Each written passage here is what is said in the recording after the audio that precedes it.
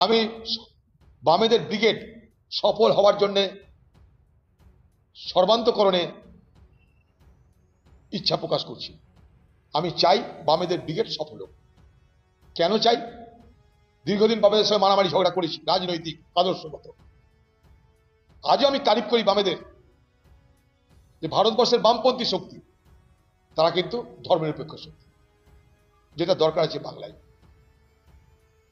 এটা যেন ভুল বার্তা না যায়। বামেদের সঙ্গে প্রচুর সংঘর্ষ করেছি, বামেদের আমি জেল খেটেছি, গুলি খেয়েছি, বুকে গুলির দাগ আছে আমার। একটা কথা বলবো, হ্যাঁ কে হ্যাঁ নাকে না বলি আমি, যে বামেরা কিন্তু কখনো সাম্প্রদায়িক রাজনীতি করেনি, যেটা আজকে আমাদের দেখতে হচ্ছে। দুর্ভাগ্য এটা বাংলার। তাই আমি চাবো বামেদের যে আজকে যে সভা, সেই সভা সফল হোক।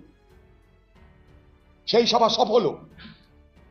সফল হলে ধর্মনিরপেক্ষ শক্তির বাংলায় যে আজও জাগ্রত, আজও গতিময়, তা প্রমাণ হোক।